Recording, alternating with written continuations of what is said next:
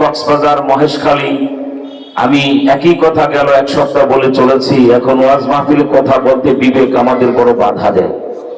এখন ওয়াজের সময় নয়, এখন হলো যুদ্ধ আর মোকাবেলার সময়, ঠিক কিনা? 200 কোটি মুসলমান আমরা পৃথিবীতে, আর হাতে গোনা 1 কোটি কয়েক লাখ ইহুদি। এই 1 কোটি কয়েক লাখ ইহুদির বাচ্চারা 200 কোটি মুসলমানের গালে তারা জুতো মেরে চলেছে। এবং এটাও ভালো করে জানেন যারা শিক্ষিত, জ্ঞানী, গুণী, ভৌগোলিক জ্ঞান রাখেন, ইহুদিদের 1 টুকরা জমি পৃথিবীতে কোথাও নেই। দ্বিতীয় বিশ্বযুদ্ধের পরে যে জায়গাটাকে তারা দখল করে রাষ্ট্র হিসাবে ঘোষণা করে কাজ করে যাচ্ছে, ইসরায়েল, এটা মুসলমানদের ফিলিস্তিনের ভূমণ্ডল, ঠিক কিনা? অতএব প্রত্যেকটা লোক জানেন এই ইহুদি রাষ্ট্রটা একটা বাস্টার্ড কান্ট্রি, জারজ রাষ্ট্র। মুসলমানদের বাড়ির আঙ্গিনায় থেকে মুসলমানদের রক্ত নিয়ে হোলি খেলা খেলছে, আর আমরা তার কোনো মোকাবেলা করতে পারছি না, শুধু নিন্দা নিন্দা প্রস্তাব। কারণটা কি? একটাই কারণ, যেই শক্তিতে ইহুদিদের মোকাবেলা করা যেত সেই শক্তি এখন মুসলমানদের মধ্যে না। একদিকে 200 কোটি মুসলমান থাকার পরেও প্রত্যেকটা মুসলমানের 2টা চরিত্র। বয়স হলে কিছু লোক দাড়ি টুপি সুরত ধরে বটে, কিন্তু কারো চরিত্র বদলায় না। আর কোটি কোটি মুসলমান নামাজ নাই, রোজা নাই, মাথায় টুপি নাই, গালে দাড়ি নাই, হুজুর আগে মেসওয়াক নাই, খাওয়ার আগে দস্তরখান নাই, কথা বললে মিথ্যা বলে, খাইলে হারাম খায়, নেতা হলে দুর্নীতি করে, সরকারি কর্মকর্তা হলে পায়খানা খাওয়ার মতো ঘুষ খায়। এই জাতীয় মুসলমানকে আল্লাহ পাকে কি ঠেকা পড়ছে সাহায্য করবেন, ঠিক কিনা? আবার মুসলিম দেশগুলি শাসন করে যারা, not only Bangladesh, all countries of the world, পৃথিবীর সকল মুসলিম দেশগুলি যারা শাসন করে, একমাত্র আফগানিস্তানের রাষ্ট্রপ্রধান মোল্লা আকুন্দুজাদা ছাড়া আর একজনও খাঁটি মুসলমান নেই। সে সৌদি আরবের বাদশার ছেলে মোহাম্মদ বিন সালমান বলেন, আমাদের বাংলাদেশের শেখ হাসিনা বলেন, আর ইন্দোনেশিয়া, মালয়েশিয়া রাজা বাদশাহ বলেন, সবই একই কোম্পানির না। কারো আমল আখলাকের কোনো বালাই নাই, ঠিক কিনা বলে? সে কারণে আল্লাহ পাকের সাহায্য আমরা পাচ্ছি না। ইসলামের মৌলিক একটা কথা মনে রাখবেন, ওলামা আর উমারা, ইসলামের খ্যাতমত পৃথিবীতে যখন থেকে ইসলাম এসছে, বিশেষ করে আমাদের প্রিয় নবীজি বিদায় হজের ভাষণে যে ইসলাম রেখে গেলেন, এই ইসলাম আঘাতপ্রাপ্ত হলে 2 দল লোকের এক দলকে অবশ্যই নেতৃত্ব দিয়ে গিয়ে আসতে হবে, তা না হলে ইসলাম থাকবে না। একদল উমারা, আরেক দল ওলামা। ওমারা মানে মুসলমানদের নেতৃবৃন্দ, যারা মেম্বার, চেয়ারম্যান, এমপি, মন্ত্রী, প্রধানমন্ত্রী, রাষ্ট্রপতি, অর্থাৎ সরকার ইসলাম রক্ষা করবে, ঠিক কিনা? যদি সরকার ফাসেক হয়ে যায়, সরকার যদি ইয়াজিদের চরিত্র হয়ে যায়, সরকারের রাজনীতি থেকে যদি ইয়াজিদের দুর্গন্ধ পাওয়া যায়, নবীর নেতা ইমাম হুসাইনকে কারবালায় শহীদ করতে তার কলিজা কাঁপে নাই, আর বাংলাদেশে রমজান মাসে আলেমদের গ্রেফতার করতে যাদের কলিজা কাঁপে নাই, একই কোম্পানির না। সেদিন ইয়াজিদ আর আজকের ওনারা কোনো পার্থক্য নেই, এটা সবাই জানে। এই কথাটা যে জানে না তার মতো গাধা কেউ হতে পারে, ঠিক কিনা বলে? আমার ভাইয়েরা, অপরদিকে অত্যন্ত দুঃখ পরিতাপের বিষয়, সেটা হলো যে ইসলাম বা মুসলমানদের আঘাত আসলে, এই যে বর্তমান আমরা 200 কোটি মুসলমান, 57টা রাষ্ট্র আমাদের, কয়টা? বাংলাদেশ, পাকিস্তান, আফগানিস্তান, ইন্দোনেশিয়া, মালয়েশিয়া, তারপরে সৌদি আরব, কুয়েত, কাতার, এরকম 57টা মুসলিম রাষ্ট্র। আবার আমরা বিচ্ছিন্ন নেই, আমাদের একটা সংস্থা আছে। তুমি কি মোবাইলে কথা বলবে? বেয়াদবির সীমা নেই, এখানে বসে মোবাইলে কথা বলো। কে বলছে তোমাকে ওয়াজ মাহফিলে আসতে? সাবধান। আমরা যখন কথা বলি, বক্তাগিরি ফুটাইতে কথা বলি না। মঞ্চে বসে আসমানের মালিকের কাছে কাঙ্গালের মতো ভিক্ষার হাত পাতি, আল্লাহ ওই কথাগুলি এই মাহফিল জবানে দাও, যেই কথাগুলি এই মাহফিল মানুষের হেদায়েত হবে। এখানে একটা লোক ডানে বামে তাকাইলে, মোবাইল ফোন ব্যবহার করলে আল্লাহর গজব পরে, বরকত নষ্ট হয়ে যায়। সাবধান ভাবে এগুলি জীবনে করবেন, এগুলি গর্হিত অপরাধ। বলছিলাম 57টা মুসলিম রাষ্ট্র আমাদের, কিভাবে আজ কথা বলবো বলে?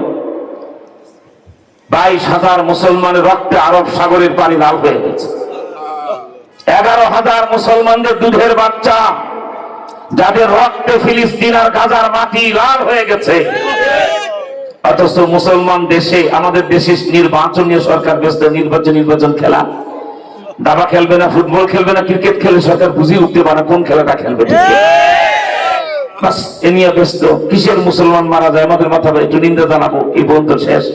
সৌদি আরবের বাদশার ছেলে যে আমাদের রাষ্ট্রযন্ত্র থাকতেই হলো, এবং মনে রাখবেন বর্তমানে ওআইসির নেতৃত্ব দেয় যে সৌদি আরব, 57টা মুসলিম রাষ্ট্রের, এটার মূল প্রধান যে সৌদি বাদশার ছেলে মোহাম্মদ বিন সালমান, এটা ডিজিটাল ফেরাউন, এটা জমানার নব্য ফেরাউন, ঠিক কিনা?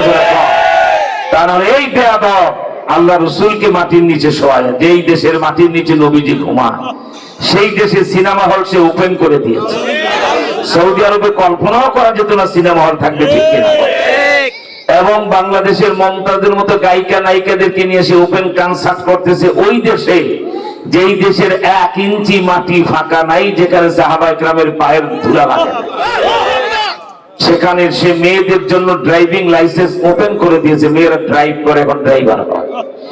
স্টেডিয়ামে যে ইউরোপ আমেরিকার ওয়ার্ল্ড কাপ খেলা দেখার মতো সৌদি আরবের মেয়েরা এখন গ্যালারিতে যায় অর্ধলঙ্গ হইয়া, তারা গোল বলে চিৎকার দিবে, নাচবে, এটা সে বৈধ করে দিয়েছে। সুতরাং মাথায় যখন পচন ধরে তখন ওই মাছ আর বাঁচে না, ঠিক কিনা? রাষ্ট্রনায়করা যেহেতু ফাসিক, ফুজ্জার, বেঈমান, ইয়াজিদ আর ফেরাউন হয়ে গেছে মুসলিম দেশে দেশে, প্রত্যেকটা মুসলমান দেশের উচিত এখন জনগণ সর্বপ্রথম লাঠি হাতে নিয়ে রাষ্ট্রপ্রধানগুলিকে তাড়ায় দেওয়া, আল্লাহওয়ালা ইমানদারদের হাতে ক্ষমতা দেওয়া, ঠিক কিনা? বাংলাদেশের কথাটাই ধরেন, আমি তো সেদিন কক্সবাজারে লক্ষ লোক আমি চ্যালেঞ্জ দিয়ে বলেছি, 53 বছর হলো বাংলাদেশ স্বাধীন হয়েছে, এই জাতি 53 ঘন্টাও কি কোন আলেমকে ক্ষমতায় বসিয়েছ? এই কথা বলেন না কেন? আহম্মদ টাকা যাবে না, কথা জবাব দিতে হবে। 53 বছর তোমাদের দেশ স্বাধীন হলো, 53 দিন নয়, 53 ঘন্টা নয়, 53 মিনিটও কি কোন আলেমকে ক্ষমতায় বসিয়েছ? 53 বছরে 1 মিনিটও কোন আলেম ক্ষমতায় বসে নাই। বসেছেন যারা, তাদের মাথায় টুপি নাই, গালে দাড়ি নাই, ওযুর আগে মেসওয়াক নাই, খাওয়ার আগে দস্তরখান নাই, তারা নেতাগিরি ফুটায় ফুটায় দেশ শাসন করতে করতে আমাদেরকে রসাতলে নিচে, ঠিক না? আবার 53 বছরে অনেক দুর্নীতি, অনেক মারামারি, অনেক কাটাকাটি, অনেক কিছু দেশে হয়েছে, এখনো হরতাল অবরোধ। 53 বছর পরে একটা দেশে হরতাল অবরোধ হবে, এটা মেনে নেওয়া যায় না। আর এটা হয় কেন? কেউ যদি ভোট ছাড়া জোর করে বসে থাকে, এটা হয় স্বাভাবিক কারণে, ঠিক না? কি বলেন, ঠিক না?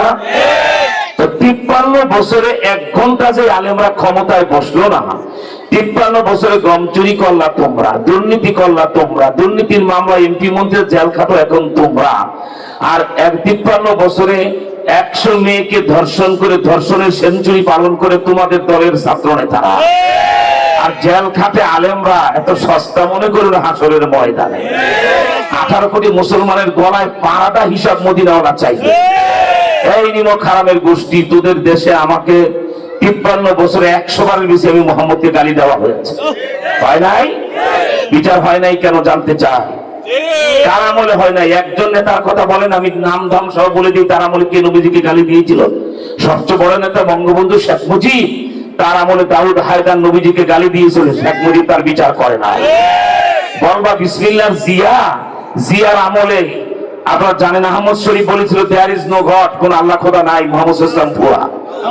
বিসমিল্লাহর জিয়া সেই আহমদ শরীফের বিচার করে নাই। বলবেন এরশাদ সাহেব, যার দলের লোক আমাদের এই আসনে এখন নমিনেশন পেয়ে গেছে, ঠিক কিনা? আশ্চর্য কথা, রানিং এমপি হাবিব হাসান ভাই তো ভালোই ছিল, অসুবিধা কি? একজন মহিলাকে তাকে বাদ দিয়ে দিতে হবে, এটা আপনার শেখ হাসিনার রাজনীতির খেলা, আমাদের মাথা ব্যথা নাই। এটা লোক রানিং এমপি, তাকে বাদ দেওয়ার কি প্রয়োজন ছিল, ঠিক কিনা? উনি এলাকার মানুষ, স্থানীয় লোক, ভালোই তো ছিল। আচ্ছা, এটা আপনাদের ভালো মন্দ মাথা যার ব্যথা, আর আমাদের মাথা ব্যথা নাই, ঠিক কিনা?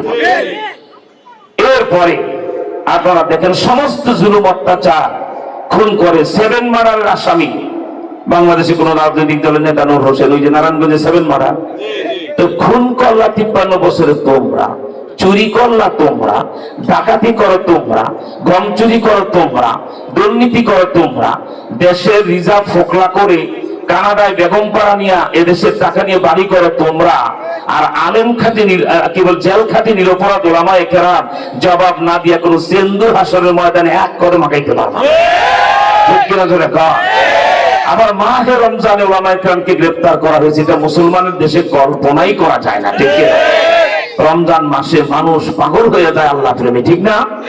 সেই রমজানে কাউকে ইফতারের 1 মিনিট আগে সাখাওয়াত হোসেন রাজি দেশের পণ্ডিত আলেম জমানার আবু হানিফা বলা যায়, ঠিক কিনা? সেই মাহে রমজানে আফিন্দিন সাহেব তারাবি চলতেছে, কয়েক হাজার মুসল্লি তার মসজিদে, 8 টাকা হয়েছে, আর 12 রাকাত পড়বেন হুজুর, বাকি তারাবি দিবি অফিসে যা পড়বেন চলেন, কেন এটা কি মগের মূল্য? তারাবির নামাজ থেকে আলেম গ্রেফতার করে নিয়ে যাওয়ার পরে এই জাতি চুপচাপ থাকার কারণে সব আসামির কাঠগড়ে দাঁড়াতে হবে, ঠিক কিনা? পরের দিন সকালবেলা রোজা মুখে এই জাতি যদি একটা করে বাঁশের লাঠি নিয়ে এই মিছিল বের করতে পারত, রমজান মাসে আলেমরা গ্রেফতার কেন, জবাব চাই, জবাব দাও, তাহলে কিছুটা হক আদায় হতো, ঠিক কিনা?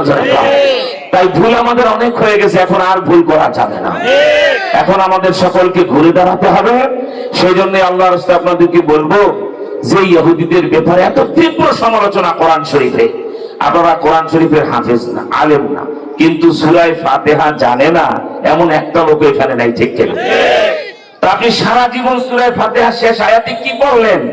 গায়রিল মাগদুবি আলাইহিম ওয়ালা, এই জবান করেন না কেন? ওয়ালা। কোরআন শরীফ যখন পড়া হবে, যদি পড়তে নাও পারেন, ঠোঁট নাড়াবেন, মাথা ঘুরাবেন, সগীরা গুনাহ মাফ হয়ে যাবে। এই যে সারা জীবন পড়লেন গায়রিল মাগদুবি আলাইহিম ওয়ালা, কি বললেন আপনি জানেন? কোরআনে কারীম 3টি জাতির তীব্র সমালোচনা করেছে, কঠিন সমালোচনা করার 3 জাতির। কয় জাতি? এক হলো ইহুদি জাতি, 2 নাম্বার হলো খ্রিস্টান জাতি, 3 নাম্বার হলো প্রতিবেশী রাষ্ট্র ভারতের মূর্তি পূজক, এই মূর্তি পূজারী জাতি। এই 3টি জাতির তীব্র সমালোচনা কোরআন করেছে। এখানে দেখুন সূরা ফাতিহা, কোরআন শরীফের আর জায়গা না বুঝলে সূরা ফাতিহা তো বুঝবেন, ঠিক না? এই যে গায়রিল মাগদুব আর ওয়ালা দাল্লিন বলে, মাগদুব মানে আওয়ামী লীগ না, দাল্লিন মানে বিএনপি না, এই মাগদুব মানে ইহুদি আর দাল্লিন মানে খ্রিস্টান। আল্লাহ পাক তীব্র ভাষায়, বাংলা অর্থ কি? মাগদুব মানে অভিশপ্ত, লানত প্রাপ্ত, আল্লাহর গজব প্রাপ্ত জাতি ইহুদি জাতি। আর দাল্লিন মানে পথভ্রষ্ট, গোমরা, রাস্তাহারা, এরা হলো খ্রিস্টান জাতি। ঈসা নবীর মতো পয়গম্বর পেয়ে, ইনজিলের মতো কিতাব পেয়ে তারা ভ্রান্ত হয়ে মুশরিক হয়ে গেছে। ঈসা নবীকে বলে আল্লাহর বেটা, তার মা মরিয়মকে বলে আল্লাহর ওয়াইফ, আর এই তৃতীয়বাদী বিশ্বাস করে ওরা মুশরিক হয়ে গেছে, ঠিক কিনা? আবার ওরা কত গাধা! আমার মনে হয় পৃথিবীতে খ্রিস্টানদের মধ্যে তো গাধা, এত ব্যাক করার কোন জাতি নেই। এই ইহুদির বাচ্চারা যাদেরকে অস্ত্র শস্ত্র দিয়ে এখন সহযোগিতা করছে জো বাইডেন, আমেরিকার এই বুড়া প্রেসিডেন্ট, এই গাধারে যে কেন আমেরিকার প্রেসিডেন্ট বানাইছে এটা আমার বুঝে আসে। ডাইন পাম বাম পাম সুতা আলাদা করতে পারে না, বক্তব্য দিতে যায় ফাটারের জায়গাকে ফড়র, পরে বলে শাড়িটা কি হলো, দিস ইজ মিস্টেক, এটা ভুল হয়েছে, আমি ঠিক করে নিতেছি। এমন বুড়া লোকটার আমেরিকার মতো রাষ্ট্রের প্রেসিডেন্ট যে বলদরা বানাইছে, ওরাও বলদ, জাতিটাই বলদ। ইসলাম ছাড়া, কোরআন হাদিসের জ্ঞান ছাড়া মানুষ যত কবি সাহিত্যিক দার্শনিক দাবি করো, কোরআনের ভাষায় উলাইকা কাল আনআম, এরা চতুষ্পদ জন্তুর মতো, বালহুম আদাল, এরা কুত্তা শুয়োরের চেয়ে খারাপ। কোরআন বলছে, ঠিক না? সেটাই তো জো বাইডেন বলেন আর যাকে বলেন আমরা তাই দেখতে পাচ্ছি, কি বলেন, ঠিক না? আচ্ছা খ্রিস্টান, ও খ্রিস্টান বাইডেন, তুমি গোটা পৃথিবীর নেতৃত্ব করো খ্রিস্টানদের, তোমার লজ্জা নাই ইহুদিদেরকে সাহায্য করো, অস্ত্রের জাহাজ পাঠাও ইসরায়েলে মুসলমান হত্যা করার জন্য? কারণ খ্রিস্টানদেরকে সবচেয়ে বেশি আঘাত করছে ইহুদিরা, ঠিক কিনা? ধর্মীয় আঘাতটা দেখেন। এই খ্রিস্টান 25 ডিসেম্বর বড়দিন পালন করো, যীশু খ্রিস্টের জন্মের দিনকে এত শ্রদ্ধা করো, তোমাদের ধর্মগুরু যীশু খ্রিস্টকে আমরা আল্লাহর পয়গম্বর ঈসা নবী যে ঈমান আনি এবং তার মর্যাদা দেই, ঠিক কিনা? এবং সমস্ত নবীদের শ্রেষ্ঠ 4 জন কিতাবওয়ালা তাকে আমরা মনে করি, ঠিক কিনা? অথচ এই খ্রিস্টানের বাচ্চা জো বাইডেন, জানো তোমার নবীকে কি বলে ইহুদিরা? তোমার নবী জারজ হারামজাদা। ঈসা নবীকে হারামজাদা বলে একমাত্র ইহুদিরা, ঠিক কিনা? এরপরে তোমাদের মেরি, ঈসা নবীর মা, যাকে এত শ্রদ্ধা করো তোমরা, তাকে বলে বেশ্যা।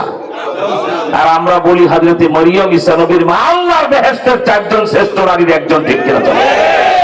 এবং এমন পবিত্র নারী একটা ব্যাপারে আমাদের আপত্তি আছে, ওই যে ইহুদিদের ব্যাপারে। হযরতে মরিয়ম দুনিয়াতে বিয়ে হয় নাই, খোদার কুদরতে অনস্পর্শা, অবিবাহিতা এই মরিয়মের পেটে আল্লাহর পয়গম্বর ঈসা নবীকে তৈরি করেছেন আল্লাহ, ঠিক কিনা? যেহেতু তার বিয়ে শাদী হয় নাই, আবার পৃথিবীর শ্রেষ্ঠ সুন্দরী মিস ইউনিভার্সেল, আবার আল্লাহ পাকের শ্রেষ্ঠ 4 জন নারীর একজন, তার স্বামীটাও তো এরকম হওয়ার দরকার। আল্লাহকে মরিয়ম আমার বন্ধু মুহাম্মদ সাল্লাল্লাহু আলাইহি ওয়াসাল্লাম ছাড়া তোমার স্বামী হওয়ার যোগ্য কেউ নাই। তাই বেহেশতে নিয়ে আল্লাহ স্বয়ং কালুদি করে হযরত মরিয়মের সাথে নবীজির বিয়ে পড়াই দিলেন। সুবহানাল্লাহ বলে। তো যেহেতু নবীজির স্ত্রী তিনি জান্নাতে হবেন আমাদের মা উম্মাহাতুল মুমিনিন, ঠিক কিনা বলেন? তিনি উম্মুল মুমিনিন, কি বলেন ঠিক না?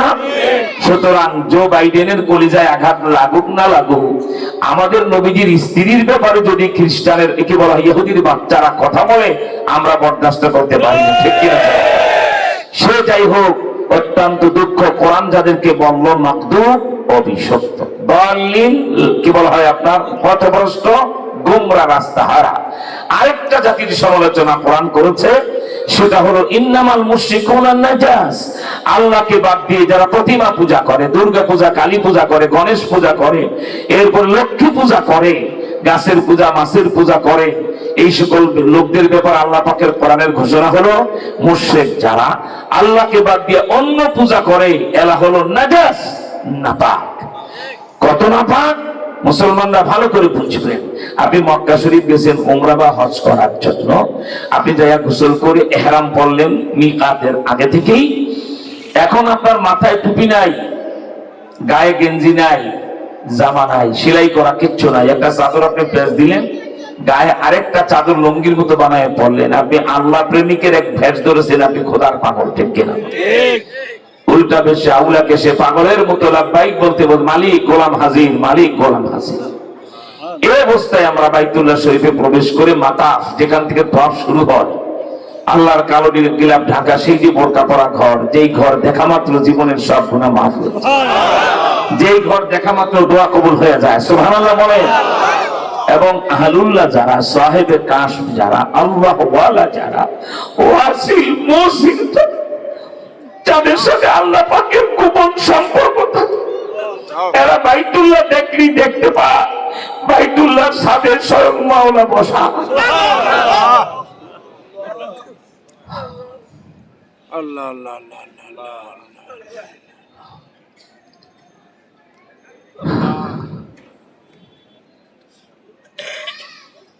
খুব ভালো করে বুঝার চেষ্টা করেন। আপনি একজন মুসলমান, মক্কা শরীফ যে ইহরাম পরে আপনি এখন তওয়াফ শুরু করলেন। জানতে চাই, আপনি যে তওয়াফ করতেছেন আপনার মূত্রথলিতে 10 ফোঁটা পেশাব নাই?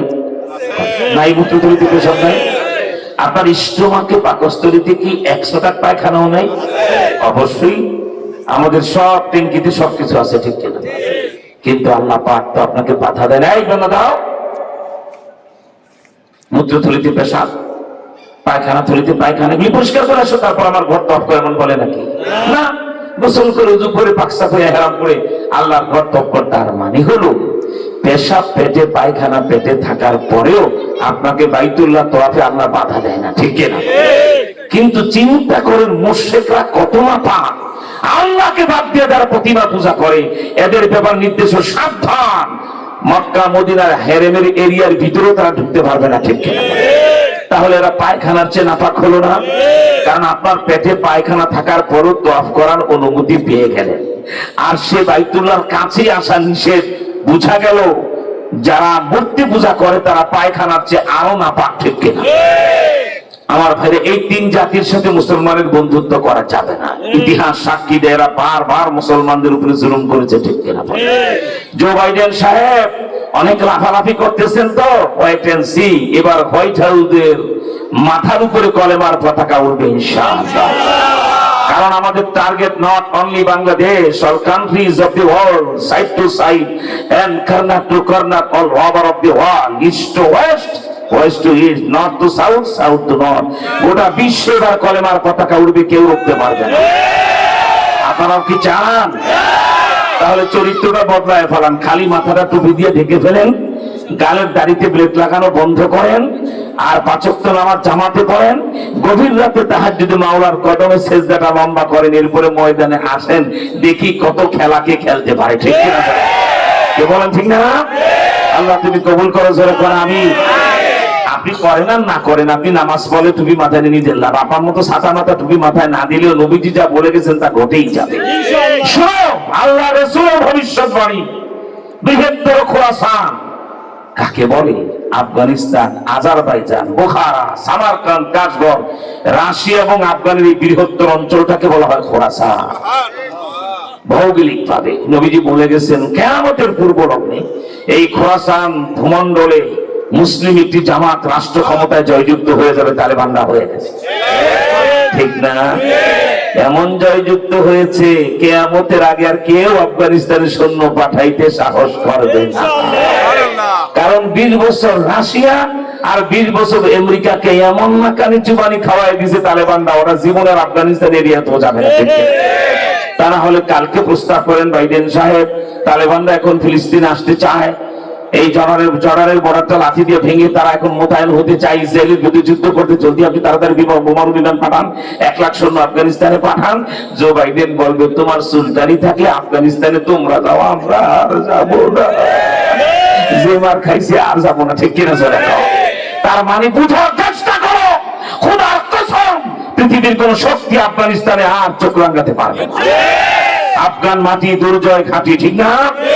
অতএব যারা বাংলাদেশে 20 বছর ধরে তালেবানদেরকে জঙ্গি বলেছে, ওরা 5টা হারামজাদা মুসলমান। এই হারামজাদা গুলির চিহ্নিত করে লাঠি বানান, কোমরার মাথা ফাটাতে হবে, ঠিক কিনা? পৃথিবীর শ্রেষ্ঠ মুক্তিযুদ্ধ আজ ডিসেম্বর মাসে বাংলাদেশে কথা বলছি, 16ই ডিসেম্বর কক্সবাজার, পরশুদিন কি বলে জেলা প্রশাসকের কার্যালয়ের সামনে খাতমে নবুয়ত আন্দোলনে বাংলাদেশের বেড়ানি ইসরায়েলের বিরুদ্ধে মিছিল করে আমি সেখানে বক্তৃতা করেছি এবং সেখানে আমি বলেছি আল্লাহু আকবার। আজ ইহুদি খ্রিস্টানদের বাচ্চাদের এত ভয় আপনারা করেন, অথচ আল্লাহর কোরআনের আর নবীজির ইঙ্গিত হলো ওরা আমাদের কাছে হারবে, ঠককে না বলে। খ্রিস্টানদের নতুন করে হারাবার কিছু নাই। জো বাইডেনের বাপ দাদাদেরকে নবী জমানায় আল্লাহ রসুল বেঁচে থাকতেই ওরা 1 লাখ, ওরা কত? 1 লক্ষ সৈন্য, আর আমাদের মাত্র 3,500। যাদের প্রথম সেনাপতি নবীজি ঘোষণা করেছিলেন, নবীজির আপন পালক পুত্র, যারা নবীজির সন্তানের মতোই বড় করে আদর করে বড় করেছেন, তার নাম যায়েদ ইবনে হারেসা। 2 নম্বর সেনাপতি বানিয়েছিলেন হযরতে জাফর ইবনে আবু তালিব। 3 নম্বর সেনাপতি নবীজি বানিয়েছিলেন মদিনার হ্যান্ডসাম যুবক আব্দুল্লাহ ইবনে রাওয়াহা। এই 3 জনের নেতৃত্বে মাত্র 3,500 মুসলমান শাম দেশের সীমান্তে ওই কি বলা হয় আপনার খ্রিস্টান সৈন্যদের সাথে মোকাবেলা হলো। 3 জন সেনাপতি শহীদ হলো। এরপরে সেনাপতি মুসলমানরা পরামর্শ করে নও মুসলিম খালিদ বিন ওলীদকে বানায় নিলেন। যুদ্ধ শুরু হলো। 25,000 খ্রিস্টান সৈন্য 3,500 মুসলমানের হাতে জাহান্নামের টিকিট বুঝে নিল, আর 75,000 ময়দান ছেড়ে পালালো। এরা ময়দান ছেড়ে পালাবার পরে খ্রিস্টান commander in chief field marshal বলছে, আশ্চর্য কথা, এদের নবী মুহাম্মদ সাল্লাল্লাহু আলাইহি ওয়াসাল্লামের নির্বাচিত 3 সেনাপতিকে আমরা মেরে ফেললাম, এরপরে এখনো তারা ময়দান ছাড়ে না, আমাদের 25,000 সৈন্য তারা মেরে ফেললো। এখন ময়দানে বীরদর্পের মতো লড়াই, কালবৈশাখীর ঝড়ের মতো তাদের ঘোড়া আর তরবারি চলে, মনে হয় বিমান চলে তাদের হাতে। তোমরা একটু গোয়েন্দাগিরি করো, এরা কারা, এরা কি চায়, এদের আমলটা কি? রাতের অন্ধকারে বাইডেন সাহেব, আপনি তো আজকে আমেরিকার প্রেসিডেন্ট, খ্রিস্টান আপনি, আপনার বাপদাদারা 1,500 বছর আগে গোয়েন্দাগিরি করেছিল মুসলমানদের তাবুতে, কোন শক্তিতে তা লড়ে? 3 জন সেনাপতি আমরা মেরে ফেললাম, তারপর ময়দান ছাড়ে না। আমার ভাইরা, এই খ্রিস্টানদের গোয়েন্দা বিভাগের পুলিশ যে রাতের বেলায় তদন্ত শুরু করেছে মুসলমানরা কি করে রাতে, কেন দিনের বেলা এদের সাথে যুদ্ধে পারা যায় না। রাতের বেলা, দিনের বেলা লড়তে লড়তে খ্রিস্টান সৈন্যরা মদ নিয়ে, অবৈধ নারী নিয়ে তারা মেতে থাকে, সে সৈন্যরা একটু তারা রিল্যাক্স হয়, আবার পরের দিন যুদ্ধ করবে মুসলমানদের বিরুদ্ধে। কিন্তু মুসলমানরা যারা সারাদিন এমন লড়াই করে এদের 25,000কে জাহান্নামের টিকিট ধরায় ময়দানে তাদেরকে কি বলে জাহান্নামে পাঠিয়ে দিল। যায়া দেখে এই মুসলমানগুলি, আল্লাহু আকবার, বাবা কিতাব খুলে দেখেন, খ্রিস্টানদের গোয়েন্দা বিভাগের লোকেরা তারা তাদের গোপন রিপোর্ট তৈরি করলো, যারা দেখা শুরু করলো কি হচ্ছে মুসলমানদের তাবুতে। ওরা যায় দেখলো, আল্লাহু আকবার, দিনের বেলায় যাদের তরবারির আঘাতে কালবৈশাখীর ঝড় সৃষ্টি হয়ে যায় ময়দানে, যাদের ঘোড়া দৌড় দিলে মনে হয় টর্নেডো দৌড়াইতেছে, এভাবে যারা যুদ্ধ করে, রাতের বেলা যায় দেখে খাওয়া নাই, নেওয়া নাই, এক আল্লাহর কদমে সেজদায় তারা পড়ে আছে। কেউ কোরআন শরীফ তেলাওয়াত করে, আর রহমান আল্লামাল কোরআন খালাকাল ইনসানা আল্লামাহুল বায়ান। আবার কেউ তেলাওয়াত করে তাহা মা আনজালনা আলাইকাল কুরআনা লিতাশকা। এরা যায় আশ্চর্য ঘটনা দেখলে এক এক সুন্দর তাবু দেখে এক রকম। কেউ সিজদায় পড়ে আছে আর তার তাবুর মাথাটা ফাঁকা হয়ে আসমান থেকে নূরের আলো ছাড়ছে। আল্লাহু আকবার। আবার কেউ তেলাওয়াত করতেছে তার মাথার উপরে নূরের আলো পড়ে আছে। আবার কেউ সিজদায় পড়ে বলে মালিক আপনি যদি সাহায্য না করেন আমরা জিততে পারবো না, আমাদের শক্তি সাহস বাড়াইয়া দেন। ওরা ভয় পেয়ে গেল সর্বনাশ। দিনের বেলা যারা বীর যোদ্ধার মতো ময়দানে লড়ে, রাতের বেলায় যারা আল্লাহর কদমে সিজদায় পড়ে এভাবে কাঁদে, এই জাতির বিরুদ্ধে লড়াই করে পারা যাবে না। গোয়েন্দা বিভাগ ওদের গোয়েন্দা বিভাগ যে 2 লাইনে রিপোর্ট দিয়ে দিল, সেনাপ্রধানকে বলছে রাতে অন্ধকারে ময়দান ছেড়ে আরো কয়েক কিলোমিটার পিছনে যান। কেন?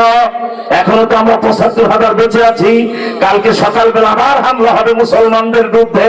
ওদের গোয়েন্দা বিভাগ বলে বাকি ৭৫,০০০ যদি জান নিয়ে দেশে যেতে চাও তাড়াতাড়ি ময়দান ছেড়ে পালাও। এরা কারা জানো? হুম বিল্লাইলি রুহবানুন ওয়া বিন্নাহারি ফুরসানুন। দিনের বেলায় যারা বীরের মতো যুদ্ধ করে তরবারির আঘাতে কালবৈশাখীর ঝড় সৃষ্টি হয়ে যায়, তাদের আল্লাহু আকবার ধ্বনিতে যুদ্ধের ময়দানে ভূমিকম্প হয়। রাতের বেলায় যায় দেখলাম ওরা বৈরাগীর মতো কার কদমে সিজদায় পড়ে আছে। সুতরাং এই জাতির বিরুদ্ধে পারা যাবে না, ময়দান ছেড়ে পালাও। ওরা ময়দান ছেড়ে পালিয়ে চলে গেছেন। সেই বীর শহীদ 3 জন, যায়েদ ইবনে হারেসা, হযরতে জাফর ইবনে আবু তালিব, হযরতে আব্দুল্লাহ ইবনে রাওয়াহা। এ মুসলমান চলে যাও, বান্দামি করতে সিঙ্গাপুর যাও, টাকা হলি কক্সবাজার যে আজে বাজে আকাম কুকাম করে খরচ করো, অল্প কয় টাকা খরচ করে ভিসা পাসপোর্ট লাগাইয়া এখনো যায় সেই যে কি বলে সিরিয়ার সেই প্রান্তে যেখানে যুদ্ধটা হয়েছিল 3 সাহাবীর কবর এখনো সেখানে আছে। গেলেই দেখবা ১,৫০০ বছর আগে নবীজির প্রেরিত 3 সাহাবী যে সেখানে শহীদ হয়ে পড়ে আছেন। আজও সেখানে গেলে এমন ঘেরান পাইবা পৃথিবীর কোন কোম্পানি এমন আতর বানাইতে পারে না। এবং সেখানে তাদের কবর জিয়ারতে একবার যদি সেই ঘেরান কেউ পায়, পৃথিবীর কোন আতর আর তারে কোনদিন সন্তুষ্ট করতে পারবে না। আল্লাহু আকবার, আল্লাহু আকবার। সেজন্যই বাবা আমাদের গোড়ায় গলত হয়ে গেছে, ঠিক কিনা বলে? গলত কি? মাথা মুসলমানের টুপির পরিবর্তে খ্রিস্টানের ক্যাপ ঢুকেছে। যুবক শোনো, আজকে সারা বাংলাদেশে সব জায়গায় হাজার হাজার যুবক আমাদের মাহফিলগুলিতে হুমড়ি খেয়ে থাকতে পড়ে থাকতে দেখি। আমি তাদেরকে বলি বাবা তুমি একটা কাজ করো, তুমি এক খ্রিস্টান ছেলের সাথে কলেজে পড়তে যাই বন্ধুত্ব করেছো, ওর নাম গোমেজ, তোমার নাম আব্দুল্লাহ, তুমি ওর সাথে সারাদিন ক্রিকেট খেলো কি মাথায় দিয়ে? খ্রিস্টানের ক্যাপ মাথায় দিয়ে, ঠিক কিনা বলে? ক্যাপ কারে বলে? সামনে দিয়ে যে কুকুরের লেজের মধ্যে একটু সামিনার মতো ঝুলে, ঠিক কিনা? এই ক্যাপ হলো খ্রিস্টানদের ধর্মীয় পোশাক, আর মাথা ঢেকে মজবুত করে এরকম কাপড় দিয়ে ঢেকে রাখা, যেটা হলো আমার নবীর টুপি, ঠিক কিনা বলে?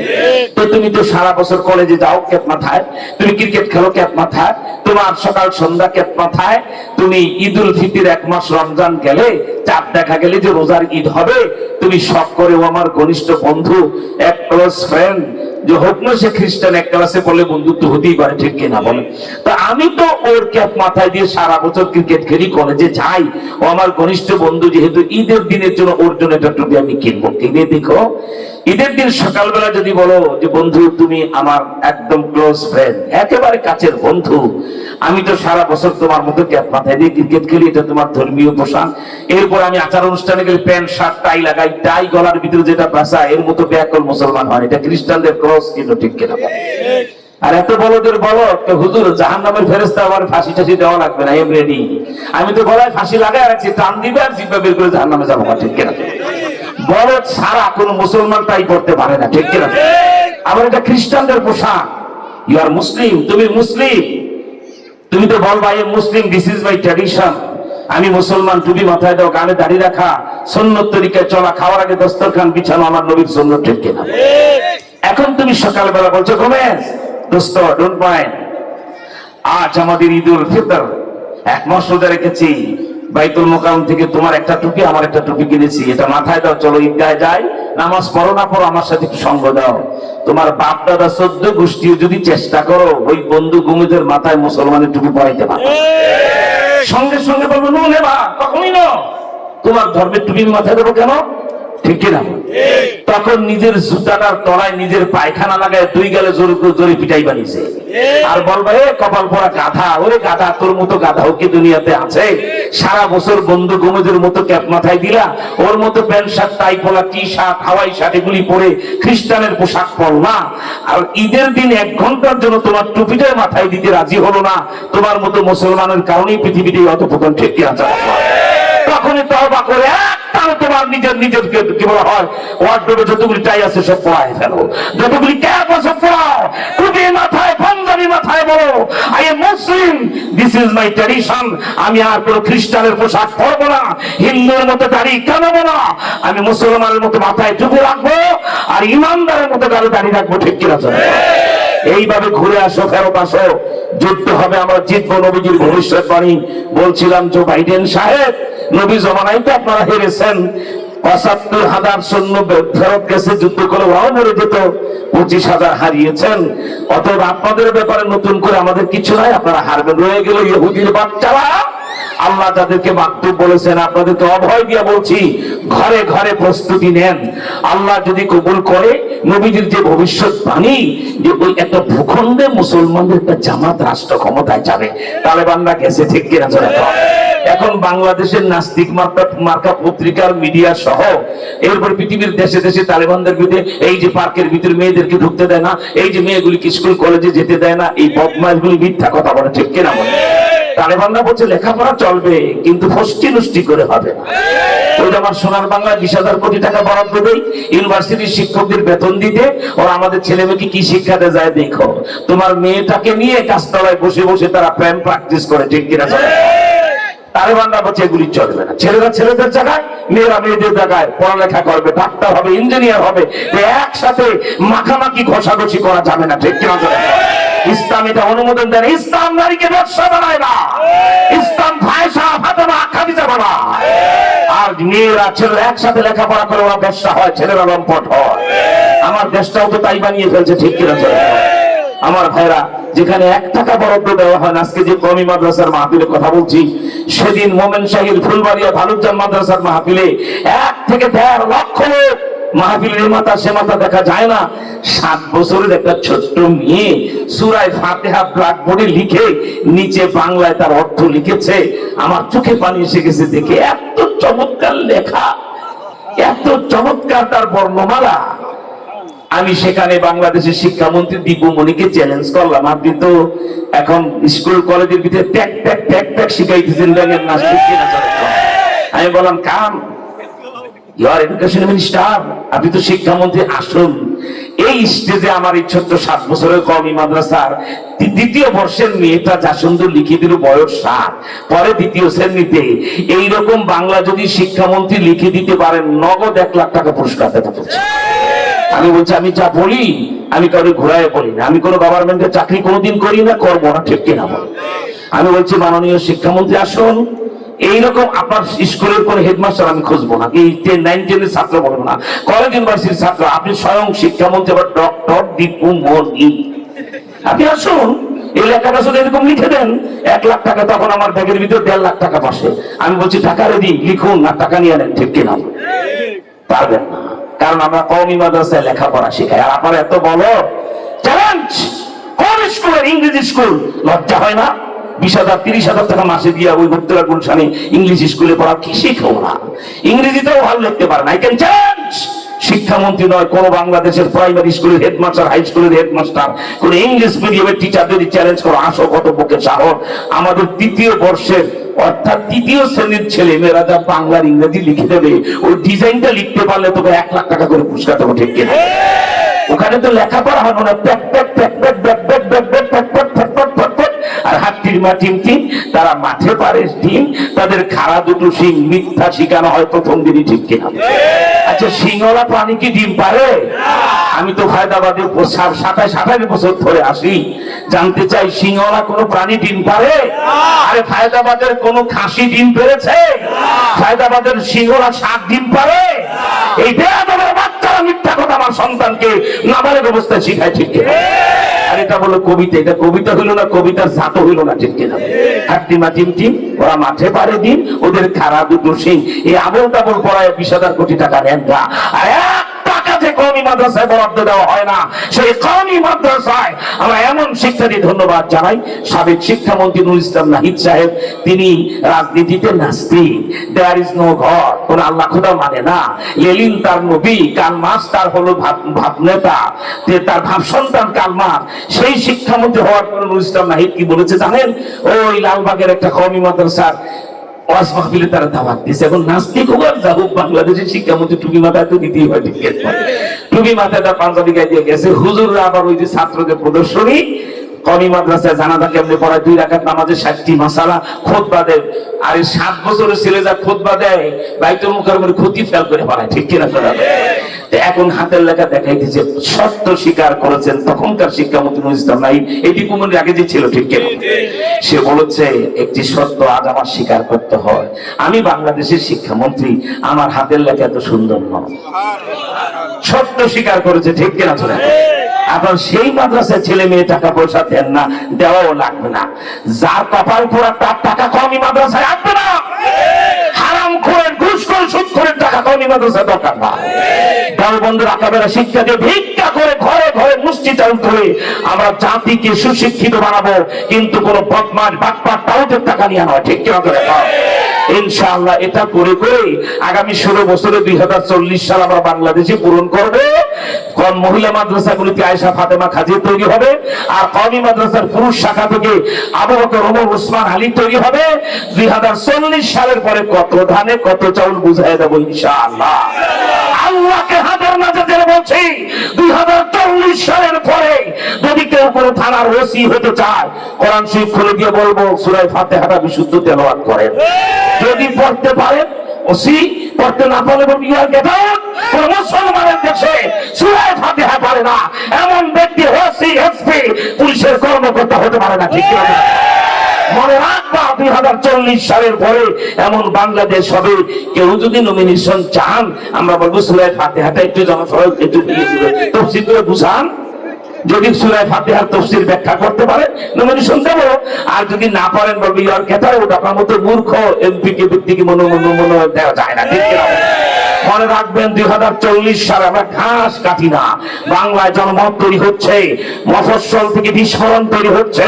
এই বিস্ফোরণ আঘাত করবে ভোটের ভাষায়, এই বিস্ফোরণ আঘাত করবে হাইকোর্ট, সুপ্রিম কোর্ট, জজ কোর্ট, আইন আদালত, স্কুল, কলেজ, ইউনিভার্সিটি, সব জায়গায় এই আঘাতে 2040 সালের পরে বাংলাদেশের ইসলাম রাষ্ট্র ইনশাআল্লাহ।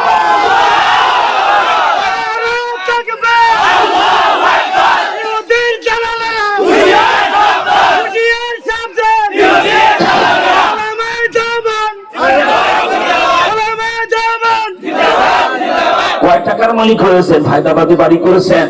আমি আর মামুনুল হক যদি গ্রেপ্তার হওয়ার পরই বলতাম, মানে প্রধানমন্ত্রী যা প্রস্তাব দিয়েছে আপনারা যা চান আমরা রাজি। কি পাইতাম জানেন? 6 কোটি টাকা দামের গাড়ি, 200 কোটি টাকা। কার প্রতিষ্ঠান করতে কত টাকা লাগবে? কেউ বাণিজ্য মন্ত্রী, কেউ শিক্ষামন্ত্রী, কেউ ধর্মমন্ত্রী। শুধু দল করা লাগবে না, শুধু জি হুকুম জাহাজ মানে ম্যাডাম ঠিকই আছে, নো প্রবলেম। এতটুকুন বলিগুলি পেয়ে যেতাম। তখন আমরা দেখলাম এগুলি গ্রহণ করে মদিনাওয়ালা মুখ যে ঘুরাই নিবে, দুনিয়াতেও তাকাবে না, আখেরাতেও তাকাবে। আর এগুলি গ্রহণ না করাতে বিনা দোষে 2.5 বছর জেল খেতে স্পন্দিত হৃদয়ে ওই কাশিমপুর কারাগারে নিঝুম ছেলে রাতে ঘুমাইলে মনে হতো মদিনাওয়ালা মাথায় হাত পুরাইতেছে।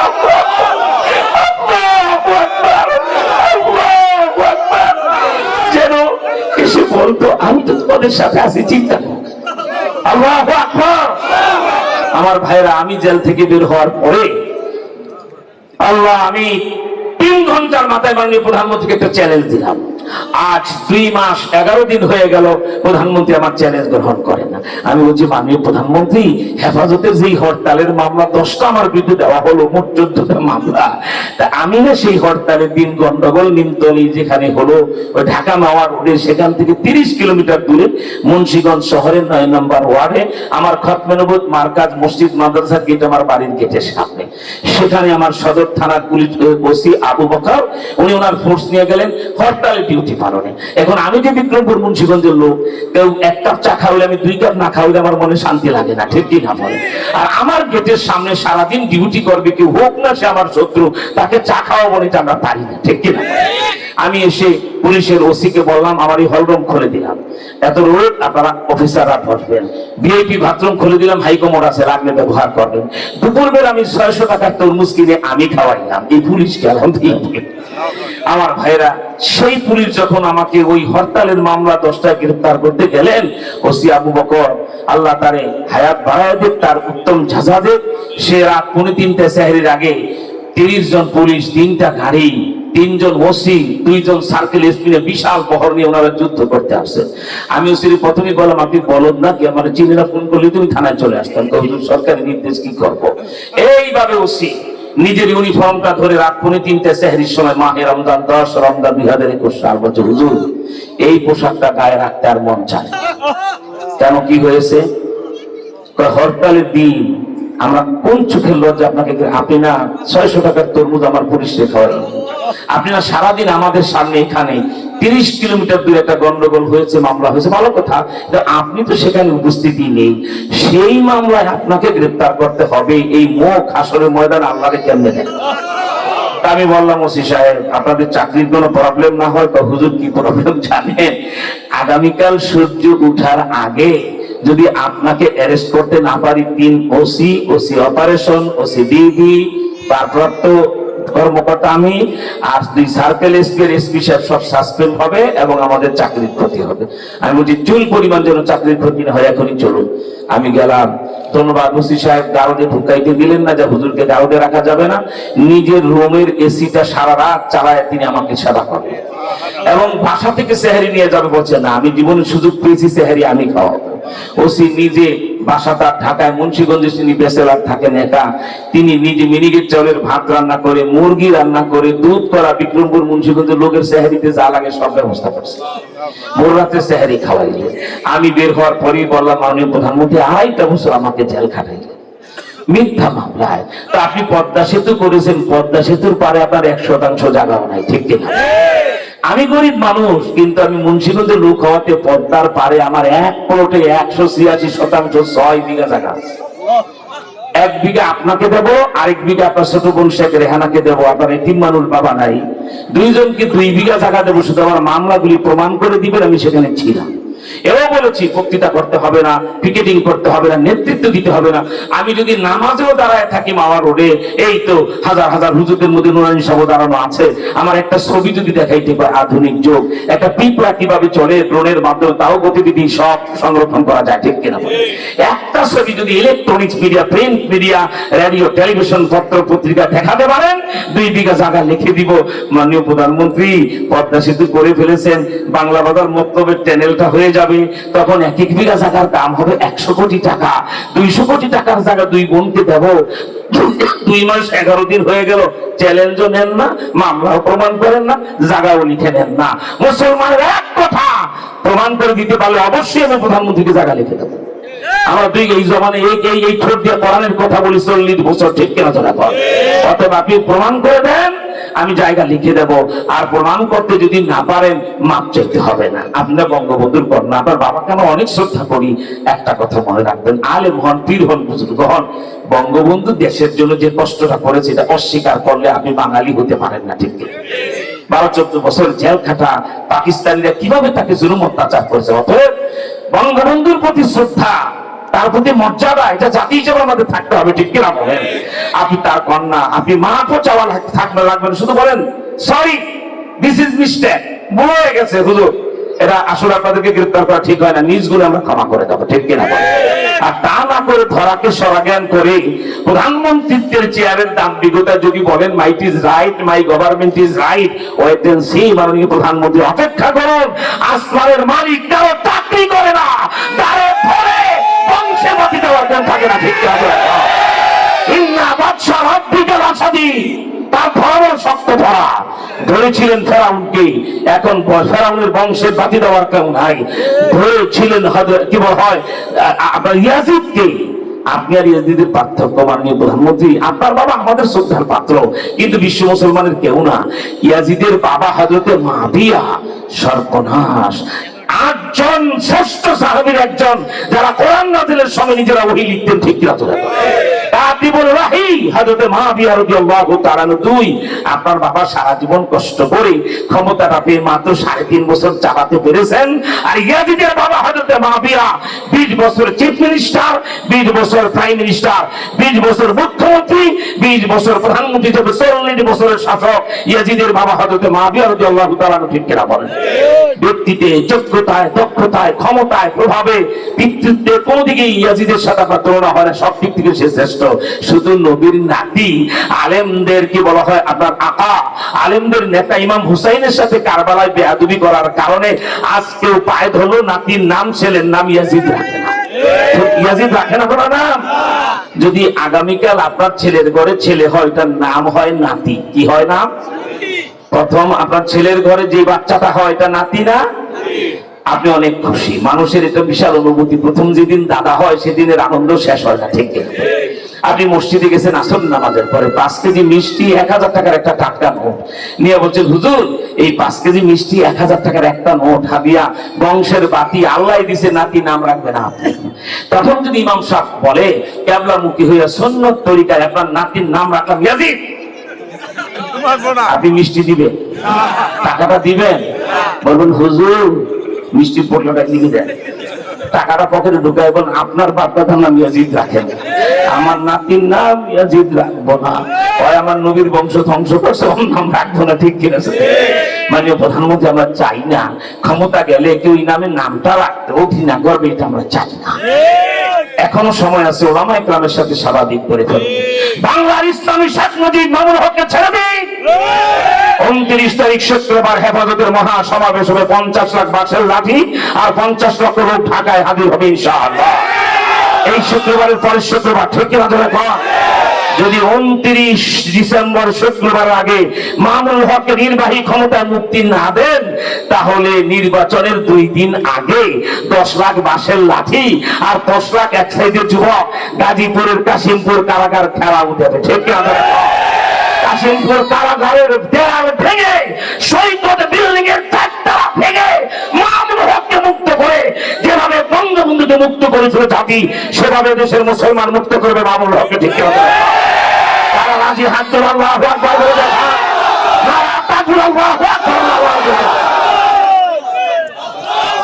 আল্লাহ তুমি কবুল করে জোরে করো আমিন।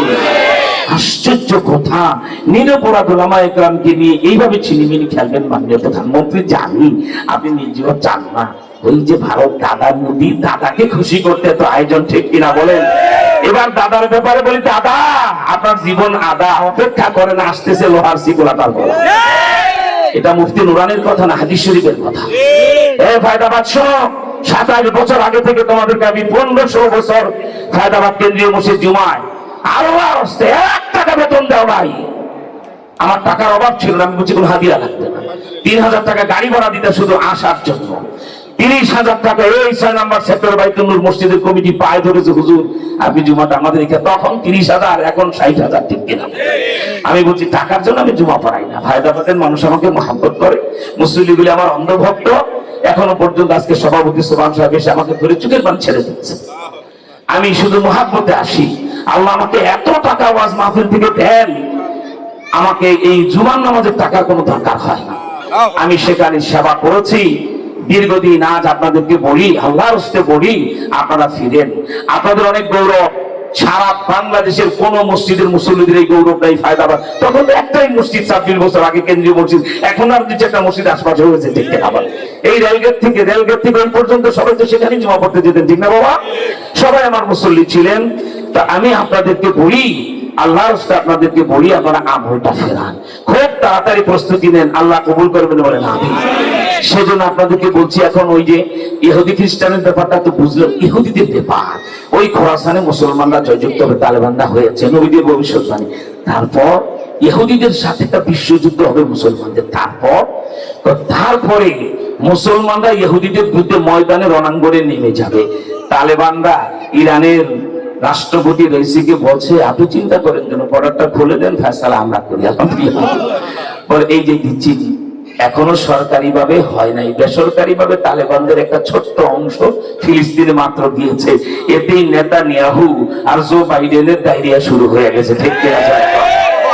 এরপরে আগামী সপ্তাহের মধ্যে যদি যুদ্ধ বন্ধ না হয়, ইরান বর্ডারটা যদি খুলে দেয়, জর্ডানের বর্ডারটা লাথি দিয়ে ফাটায়া যদি 2-3 লাখ 5 লাখ আফগান তালেবান সেখানে মোতায়েন হয় ফিলিস্তিনে, পৃথিবীর 30 কোটি এক সাইজের যুবক মুসলমানদের কেউ ঘরে বসে থাকবে না। বাংলাদেশে কোনো যুবক ঘরে বসে থাকবে না। আমরা যাব ফিলিস্তিনে, দাঁড়িয়ে মোতায়েন হয়ে ইসরায়েলকে ধ্বংস করে বাইতুল মুকাদ্দাস মসজিদ আবার পুনর্দখল করবো। ঠিক কিনা? এরকম একটা বিশ্বযুদ্ধ হবে। নবীজি বলেছেন মুসলমানদের আঘাতে টিকতে না পেরে ইহুদিরা ময়দান ছেড়ে পালাতে শুরু করবে এবং রণাঙ্গন ছেড়ে পালা পালা পালা পালা পালা পালারে পালা। ঠিক কেউ জাইনুদ্দিন আলাদা পালারে পালা, জলদি পালা, নইলে তোদের গলে ঝুলবে তালা। কি বলে? ঠিক না? এরা পালাবে। কোন পীর সাহেবের কথা কান খুলেছ, মুসলমানের বাচ্চা হলে মদিনা ওয়ালার কথা। ইহুদি সৈন্যরা ময়দান ছেড়ে রণাঙ্গন ছেড়ে পালাবে। কোথায় পালাবে? মরুভূমি, ধুধু ময়দান, দৌড়ায় মোটা মোটা গাছের আড়ালে ঢুকাবে। এই তো আইলো, এই তো ধরে যে মুসলমান সৈন্যরা চলে এসেছে। আল্লাহু আকবার। মুসলিম সৈন্যরা ফ্রন্ট লাইনে খুঁজবে কোন দিকে ইহুদি, কিন্তু ইহুদিরা গাছের আড়ালে আড়ালে লুকিয়ে যাবে। আল্লাহ পাক গাছের জবান খুলে দেবে, মুসলিম ইহুদি খুঁজছো? এই ইহুদির বাচ্চা আমার পিছনে লুকিয়ে আছে।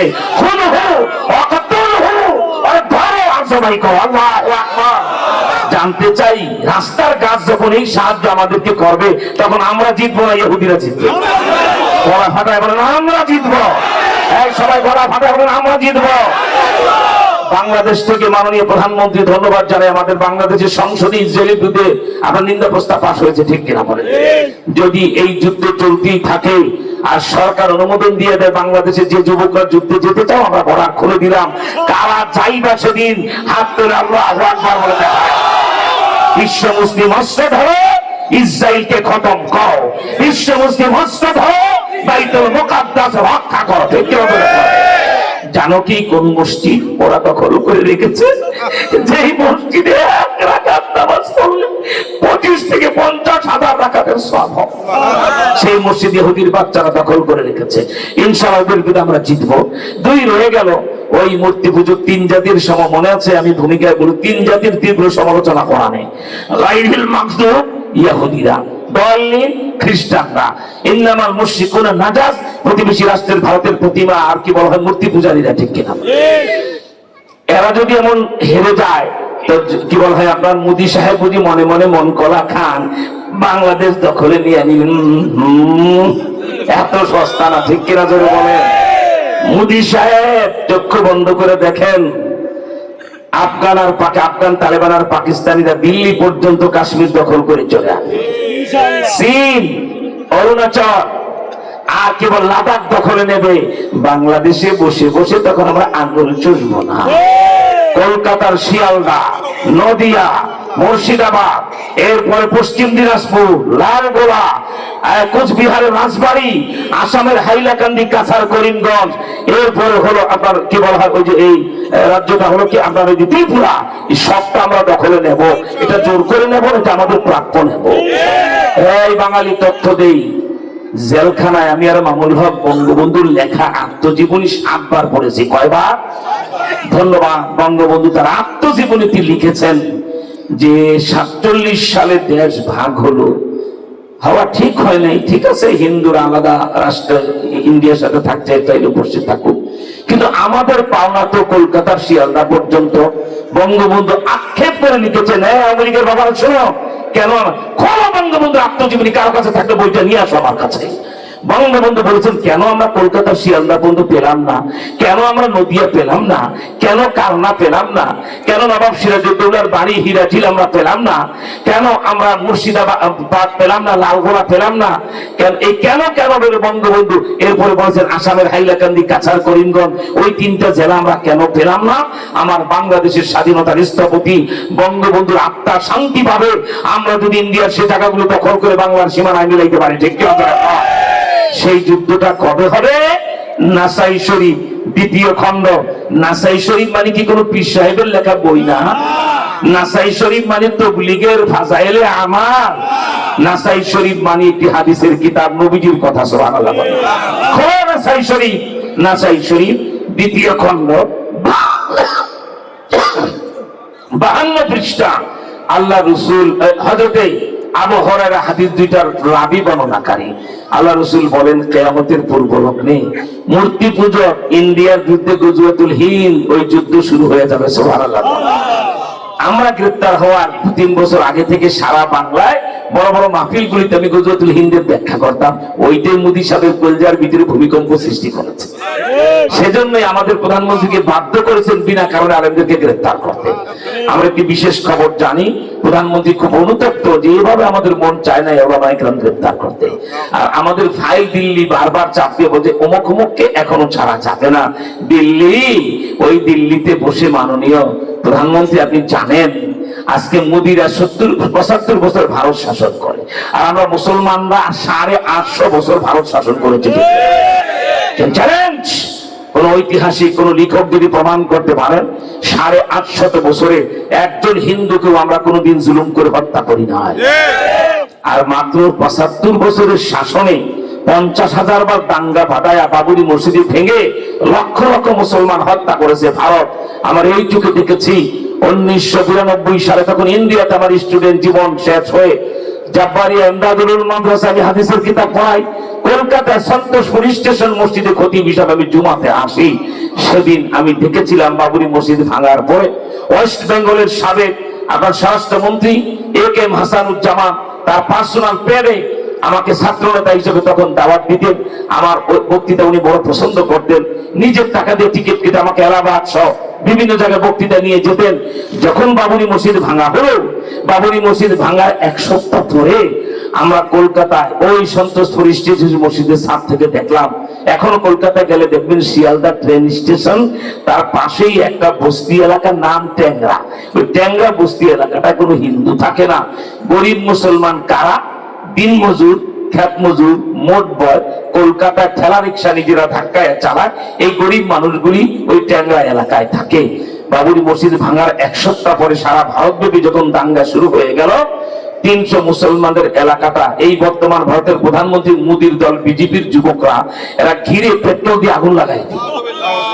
বৃদ্ধ মুসলমান আর আপনাকে বৃদ্ধা নারী সবাই পুড়ে ছাই হয়ে গেল।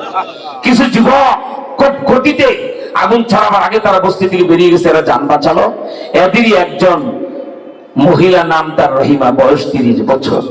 তার কোলে 3 বছরের ছেলে আব্দুল্লাহ, পেটে 9 মাসের প্রেগনেন্ট, 9 মাসের হামেলা, 9 বছর অন্তঃসত্ত্বা একটি বাচ্চা যে কোনো দিন প্রসব হবে। ঠিক কিনা? মা কাকে বলে? জীবনের বিনিময় হলেও নিজের সন্তান বাঁচাতে চায়, তার মাতৃত্বের চিরন্তন ভালোবাসা। ঠিক কিনা? ওই রহিমা দৌড় দিয়েছে, নিজের কোলের ছেলেটাও ছাড়ে না, 3 বছর আব্দুল্লাহ। আর 9 মাসের অন্তঃসত্ত্বা নারী কতটা দৌড় দিতে পারে আমরা অনুমান করতে পারি। ঠিক কিনা? তারপরও নিজের সন্তান বাঁচাতে পাগলের মতো ছুটেছে রহিমা। আলহামদুলিল্লাহ আগুন থেকে বের হয়ে গেছে। বাহিরে যাওয়ার মাত্রই হিন্দু যুবকরা তাকে ঘিরে ফেলেছে। একে ঘিরে ফেলে তার কোলের 3 বছরের আব্দুল্লাহ ছেলেটাকে নিয়ে হিন্দু যুবকরা 2 পায়ে ধরে টান্দা ছিঁড়ে ফেলেছে। টান্দা ছিঁড়ে রাস্তার ওই পাশে 1 খণ্ড, রাস্তার ওই পাশে আরেক খণ্ড রেখেছে। আর রহিমার পেটটা চিড়ে তার পেটে যে 9 মাসের অন্তঃসত্ত্বা মুসলমানের বাচ্চাটা নারী বুড়ি সহ আগুনে ছুঁড়ে ফেলে দিয়েছে। আর পেট ছিঁড়ে ফেললে রহিমা কতক্ষণ বাঁচতে পারে এটা অনুমানই করতে পারে, সেও মারা গেল। পরের দিন অ্যামনেস্টি ইন্টারন্যাশনাল আন্তর্জাতিক মানবাধিকার সংস্থার তত্ত্বাবধানে সাবেক মন্ত্রী AK হাসানুজ্জামান আমাকে ফোন দিয়ে নিলেন, তোমরা ভবিষ্যৎ ছাত্র নেতা, ভারত তোমরা শাসন করবে, আসো দেখো কি হয়েছে মুসলমানদের বিরুদ্ধে রাখতে। আমার এই চোখ দেখেছে। তখনকার মুখ্যমন্ত্রী ছিলেন আবার আমার বাংলাদেশের বংশোদ্ভূত, ওই নারায়ণগঞ্জের আপনার কি সোনারগাঁয়ের বারুদিতে যার বাড়ি জ্যোতি বসু। ঠিক কিনা যারা বলেন? বাপ দাদা বিটা এখানে জন্ম, তার এখানে, তার শিক্ষা জীবন এখানে কেটেছে। সে এপার বাংলার মানুষের ব্যাপারে খুব দরদি ছিল। চিফ মিনিস্টার, মুখ্যমন্ত্রী জ্যোতি বসু সহ আমরা সেই কাফেলায় পরিদর্শনে যাই, এইটুকু দেখে এসেছি কিভাবে মুসলমানের ছেলে আব্দুল্লাহকে ছিঁড়ে রাস্তার দুই পাশে ফেলে রেখেছে। এই ভারতের প্রতি এখন আমার বুঝে আসে, এত শান্ত নবী, এত মানব প্রেমিক নবী, কেউ তাকে মক্কায় তাকে পাথরে মারা হলো, মক্কার মানুষ তার মাথা ফাটালো, মক্কার মানুষ তাইফে তাকে বৃষ্টির মতো পাথর নিক্ষেপ করলো, মক্কার মানুষ উহুদ যুদ্ধে যায় মুহাম্মদ সাল্লাল্লাহু আলাইহি ওয়াসাল্লামের দাঁত ভেঙে দিয়ে এলো। এত বেয়াদব যারা কলেমার দাওয়াত নিয়ে প্রথমে গেলে কেউ থুতু দেয়, কেউ কম সময়ে নবীজির গায়ে ফেলে, কেউ ধুলাবালি মুখে মারে, এত অত্যাচার যারা করেছে, নবীজি মক্কা বিজয়ের পরে বাইতুল্লাহ চত্বরে দাঁড়িয়ে বলে, লা তাসরিবা আলাইকুমুল ইয়াউম, আমি সাধারণ ক্ষমা ঘোষণা করে দিলাম, সবাইকে মাফ করে দিন।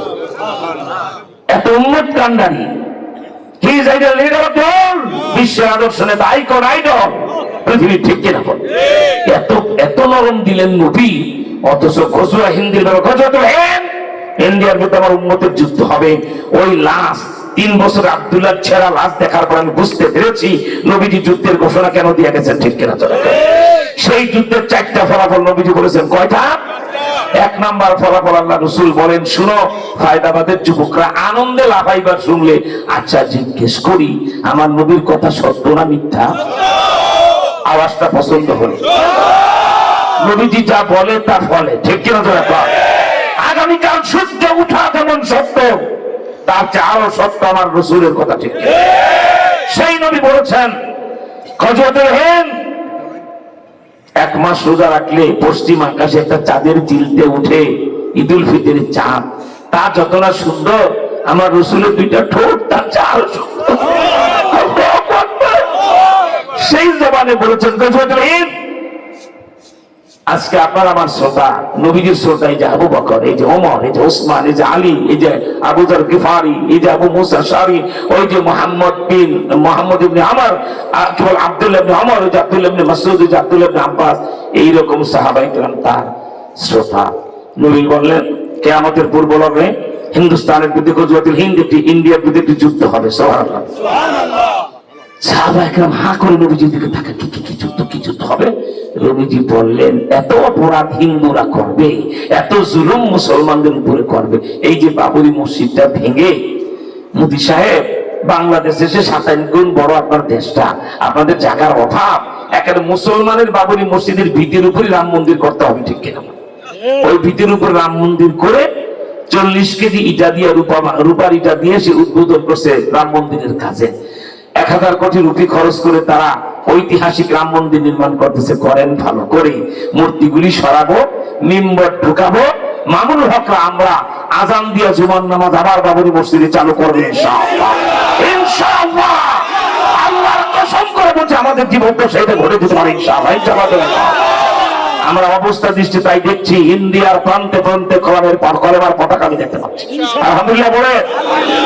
ওই গজওয়াতুল হিন্দের ব্যাপারে নবীজি যখন সাহাবায়ে কেরাম, এমনি তো নবীজিকে দেখলে সাহাবায়ে কেরাম পাগল হয়ে যেতেন, হা করে তাকায় থাকতেন। আপনারা যেভাবে স্টেজের দিকে হা করে তাকিয়ে আছেন, আরো বেশি আকর্ষণীয় সাহাবায়ে কেরাম তাকিয়ে আছেন। নবীজি 1 নাম্বার বলে, শোনো, ইন্ডিয়ার বিরুদ্ধে যে যুদ্ধ হবে, 1 নাম্বার ফলাফল হলো, ওই যুদ্ধে ফজিলত হলো যারা শরীক হবে সবাই বিনা হিসাবে বেহেশতে চলে যাবে। এখন ইন্ডিয়ার বিরুদ্ধে যুদ্ধ শুরু হয়ে গেলে ফায়দাবাদ কি জড়িত হবে? এমন আরেকটা যুদ্ধ পৃথিবীতে ইসলামে আছে। ইন্ডিয়ার বিরুদ্ধে যুদ্ধ করবে যারা বিনা হিসাবে বেহেশতে যাবে, তারা নবীজির ঘোষণা। সুবহানাল্লাহ। এখন কি আপনাদের দিল থেকে কথা মন চায় না ইন্ডিয়ার বিরুদ্ধে লড়বো, মোরা বিনা হিসাবে বেহেশতে যাবে ইনশাআল্লাহ? 2 নম্বর নবীজি বললেন, জানতে চাই, জবাব দেয় যুবকরা, যুদ্ধ মানে কি মামার বাড়ির মোয়া? যুদ্ধ মানে জুমার দিন ইমাম সাহেবের ঘোষণার পরে মিলাদের পরে জিলাপি খাওয়া? যুদ্ধ মানে খাজার খিচুড়ি খাওয়া? যুদ্ধ মানে রক্ত দাও, রক্ত দাও, লাশ দাও, লাশ দাও, ঠিক না?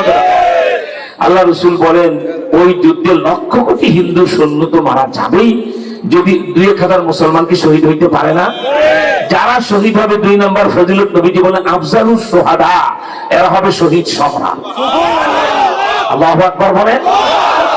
তিন নাম্বার ফজিলত আর ফলাফলটা বলতে যায় নবীজি একটু নড়ে চড়ে বললেন, সাহাবায়ে কেরাম মনে মনে দোয়া শুরু করে, ওরা অবকর আল্লাহ আমাদেরকে যদি ঈসা মুসা নবীর উম্মতের মতো 1000-1500 বছর হায়াত দিতেন, আমরা ওই মারামারিটা আগে পাইতাম। আল্লাহ এমন মারামারি আর যুদ্ধ যেটাতে শরীক হইলেই ব্যস্ত, ওনারা কামনা করতে শুরু করছেন আল্লাহ হায়াত বাড়াই দাও, সুবহানাল্লাহ। এক পর্যায়ে দেখা গেল নবীজি ওই তৃতীয় ঘোষণা দিবেন কি হবে ভারতের যুদ্ধে ফলাফল। নবীজি বলতে যায় চেহারাটা পূর্ণিমার চাঁদের মতো ঝলমল করে উঠলো। আল্লাহ রাসূল বলছে, আবু বকর জানো সেই যুদ্ধের ফলাফল কি হবে? আবু বকর চোখের পানি ছেড়ে দিয়ে কয়, আল্লাহ আল্লাহ রাসূলই ভালো জানেন, সুবহানাল্লাহ। তখন নবীজি বলেন, আবু বকর ওই যুদ্ধে আবার দম নিলেন সাহাবায়ে করে, ইয়া আল্লাহ কি জানি নবীজি বলবে, সুবহানাল্লাহ বলেন। ওই যুদ্ধে আমার উম্মত জিতে যাবে, জিতে যাবে, জিতে যাবে। আল্লাহু আকবার, আল্লাহ আল্লাহু আকবার বলো, বলো আরো গলা ফাটে আল্লাহু আকবার বলো। ওই যুদ্ধে মুসলমানরা জিতে যাবে, আমার রাসূলের ঘোষণা। এখন কি হেরে যাওয়ার সম্ভাবনা আছে? কেউ যদি মনে করে ভারতের বিরুদ্ধে মুসলমানদের যুদ্ধ হলে আমরা হেরে যাবো, সে মুসলমান না কাফের? এই গলা ফাটে বলবে এটা মুসলমান না কাফের? 4 নাম্বার কথা নবীজি বলেছে, ওইটাই মোদী সাহেবের কলজার ভিতরে যাইয়া গুতা দিয়ে ধাক্কা লাগছে। 4 নাম্বার ফজিলতির ব্যাখ্যা আমি মোমেন শাহী ঈদগাহ মাঠে ইত্তেফাকের 3 লক্ষ লোকের সমাবেশে দিয়েছিলাম। সেটাই মনে হয় হালুয়াঘাট বর্ডার পাওয়া হয়ে মুড়ির কলজার মধ্যে যাচ্ছে।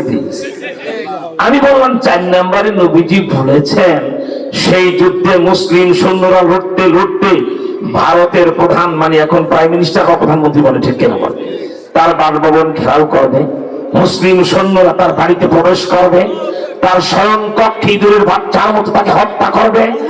এরপরে সিলসিলাতুল হাদিদ লোহার শিকল ভারতের প্রধানমন্ত্রী লাশের গলায় লাগায়া মরা কুত্তার মতো টেনে রাস্তায় আনা হবে। সেই লাশ মুসলমানদের মুজাহিদ প্রধানের পায়ের নিচে মুসলিম সৈন্যরা ছুঁড়ে ফেলবে। আমি বলেছি, মোদী সাহেব আপনার দল বিজেপি আর আপনার আচরণে মনে হয় লোহার শিকলটা আপনার গলায় জোড়ার সম্ভাবনা বেশি। এইটাই মোদীর ভিতরে লাগছে, ঠিক কিনা জোড়া খায়? আমার ভাইরা, তাহলে ইহুদিদের ব্যাপারে পরিষ্কার, খ্রিস্টানদের ব্যাপারে পরিষ্কার, মাগদুবার পড়লেন আর মুশরিক যারা মূর্তি পূজা করে তাদের সাথে আমাদের কোনোদিন সম্পর্ক হতে পারে না। দুঃখ হলো একটাই, মুসলমান দেশের মন্ত্রী বা এমপি বা নেতা হয়ে কেউ যদি বলে ভারতের সাথে আমাদের রক্তের বন্ধন, এটা ফেরাউনের ঘোষণা, ঠিক কিনা? আচ্ছা জানতে চাই বাবা, মূর্তি পুজো কারোর সাথে আপনার আমার কোন কি বলা রক্তের বন্ধন হতে পারে? এই কথা যেই মন্ত্রী বা যেই নেতা বলেন তিনি কোরআনের বিরুদ্ধে ডাইরেক্ট অবস্থান নিলেন, ঠিক কিনা বলেন? আমার তো মনে গোটা জাতি থুতু ফেলে সেই কথা, কি বলেন ঠিক না? ভারতের সাথে আমাদের রক্তের বন্ধন নয়, ভারতের সাথে আমাদের ইমানের লড়াই, ঠিক কিনা? ওরা বলে উলুধ্বনি, আমরা বলি আল্লাহু আকবার। ওরা করে মূর্তি পূজা, আমরা বলি ঈদুল আযহা। ওরা করে দুর্গা পূজা, আমরা বলি ঈদুল ফিতর। সুতরাং সেই ভারতের সাথে রক্তের বন্ধন যে মন্ত্রী বলেন তাকে বলি, আপনার বাপ দাদার রক্তের বন্ধন যায় মূর্তি পূজকের সাথে লাগান। আমাদের মুসলমানের রক্তের বন্ধন কোন হিন্দুর সাথে হতে পারে না। আমাদের রক্তের বন্ধন কোন মালাউনের সাথে হতে পারে না। আমাদের রক্তের বন্ধন আবু বকরের সাথে, গলা ফাটা জবাব দিয়ে আমাদের রক্তের বন্ধন হযরত ওমরের সাথে, আমাদের রক্তের বন্ধন হযরত উসমানের সাথে, হযরত আলীর সাথে, ঠিক কিনা? অতএব আমরা সবাই মিলে আল্লাহর কাছে দোয়া করি, আল্লাহ তুমি আমাদেরকে এই ঈমান দান করে করাবি। আরো চিল্লায় বলেন আমিন। মুক্তি দেওয়ার সব হুজুর কিছুক্ষণের মধ্যেই চলে আসবেন, উনি বয়ান করবেন, আপনাদেরকে রূহানি সবক দিবেন, তিনি আল্লাহর ওলি, ঠিক কিনা? তাই আপনাদেরকে বলবো আত্তাহিয়াতুল শুরুতে বসেন, আমি খতমের মুহূর্ত 2 মিনিটে বলে এরপর ওনার হাতে বাইক দেবো ইনশাআল্লাহ। আত্তাহিয়াতু যেভাবে পড়ে সেভাবে বসুন, সারা পৃথিবী জানে আমার জীবনের বিনিময়ে আমি নবীর খতমের মধ্যে কাজ করি, ঠিক কিনা? তাই 1 ঘন্টার বাকি ওয়াজ আর আমি 4-5 মিনিটে পরিষ্কার করে দিই। এরপরে মুফতি দেওয়ার সাহেব আমার অত্যন্ত বন্ধুবর, বাংলাদেশের একজন পণ্ডিত আলেম মহাত্মিক বুজুর্গ, আলহামদুলিল্লাহ বলেন, উনি আসলে আমাকে জানাবেন যথাযোগ্য মর্যাদায় বাংলাদেশের একজন মহাত্মিক আলেম, আলহামদুলিল্লাহ বলেন, ওনাকে আমার মঞ্চে দিয়ে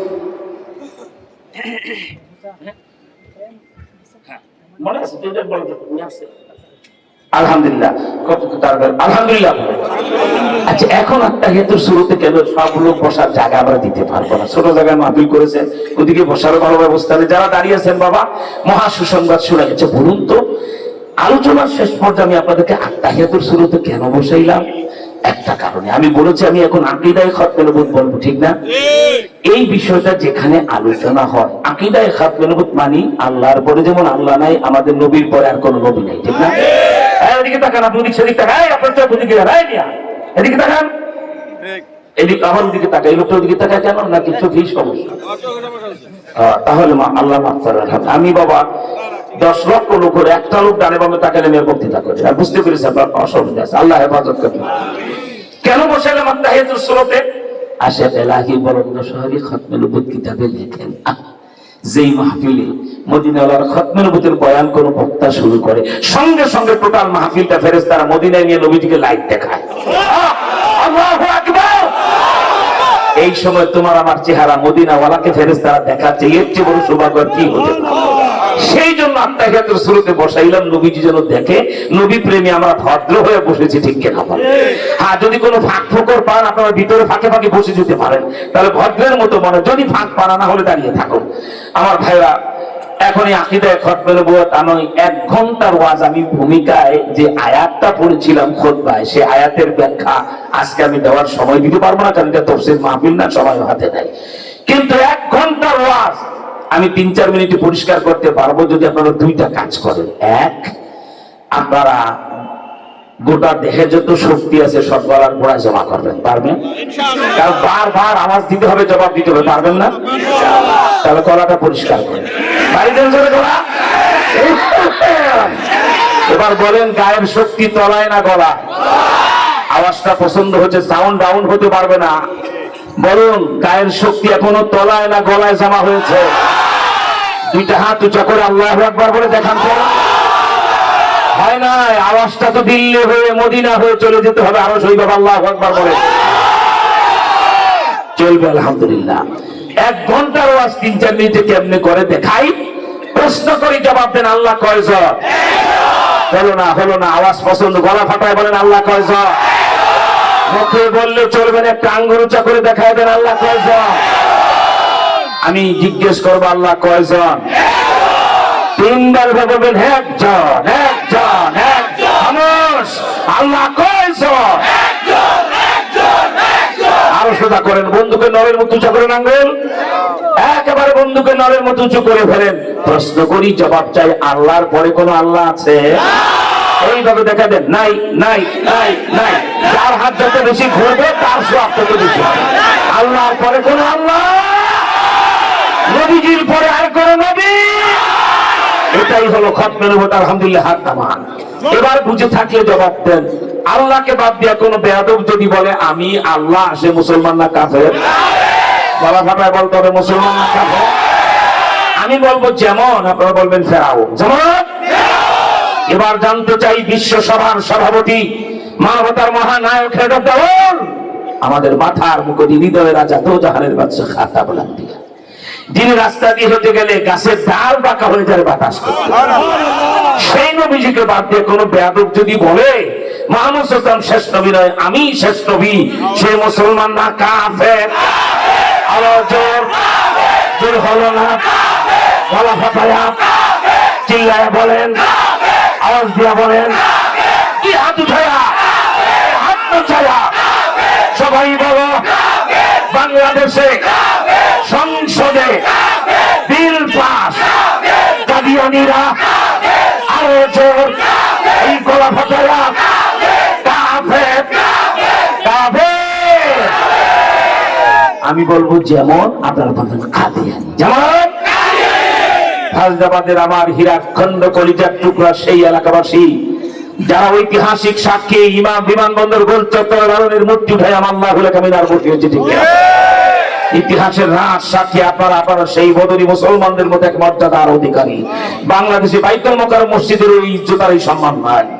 হায়দ্রাবাদের মানুষ সেদিন আমার সাথে বাঁশের লাঠি নিয়ে ওই কেবল বিমানবন্দর গোল চত্বরের মূর্তি অপসারণ করে আল্লাহুল কামিনার বসিয়েছে, ঠিক আছে?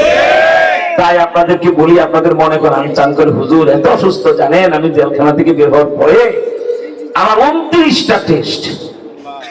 ডাক্তার 2 মাস একটা এই সিনসিন জাপান হসপিটাল বলে 2 মাস থাকতে হবে।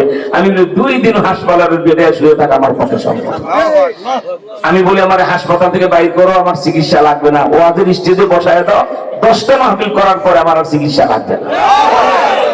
আমি ধানবাবু চিৎকার হতে পারতাম না, জেলখানা থেকে বের হতে ধরলে 2 জন ধরে দাঁড় করাতে হতো। এখন আমার মনে হয় বয়স যদিও 60-এর কাছে চলে এসছে, আমি 30 বছরের যুবকের মতো এখন উল্কার গতিতে আমি চলতে পারি। আমি গেল কয়দিনে 15-16 বার বিমানে উঠে ফেলেছি শুধু ওয়াদা রক্ষায়। আজকে আলহামদুলিল্লাহ আলহামদুলিল্লাহ ওয়াসসালাতু ওয়াসসালামু আলা খাতামিল আম্বিয়া ওয়াল মুরসালিন। ربنا ظلمنا أنفسنا وإن لم تغفر لنا وترحمنا لنكونن من الخاسرين। আল্লাহ আনোয়ারুল উলুম মদিনাতুল মুনাওয়ারা কওমি মাদ্রাসা হায়দ্রাবাদ, আল্লাহ এই মাদ্রাসার ছাত্রদের বিস্তারবন্দি উপলক্ষে এই আয়োজিত মাহফিলে আমরা যারা মুনাজাতে হাত তুলেছি, আমাদের জিন্দেগীর সমস্ত সগীরা কবিরা সব গুনাহ মাফ করে দেন আল্লাহ। ইয়া আল্লাহ, এই মাহফিলের আওয়াজ যতটা যাচ্ছে এলাকার সমস্ত কবরের আযাব বন্ধ করে দেন। ইয়া আল্লাহ, এই মাহফিল থেকে সকল বেনামাজি ভাই বোনকে নামাজি বানায়া দেন, সকল বেপরদা মা বোনদেরকে পর্দাওয়ালি বরকাওয়ালি বানায়া দেন। ইয়া আল্লাহ, এমন ইমানদার বানায়া দেন ওই গাজার কে আল্লাহ, ওই ফিলিস্তিন আর গাজার মুসলমানদেরকে রক্ষায় কুখ্যাত ইহুদিদের বিরুদ্ধে যেন আমরা জিহাদে জয়যুক্ত হতে পারি, সেই রাস্তা খুলে দেন আল্লাহ। ইয়া আল্লাহ, আমরা যারা মুনাজাতে হাত উঠিয়েছি, কারো মা নাই, কারো বাবা না আল্লাহ, কারো মা বাবা 2 জনের 1 জন নাই। এই দুনিয়াতে আমরা কেউ থাকতে আসি নাই, একদিন কবরে চলে যেতেই হয়। ইয়া আল্লাহ, 26-27 বছর আগেই ফায়দাবাদে কত মানুষ আমি দেখেছি, এখন প্রায় সবাই কবরে।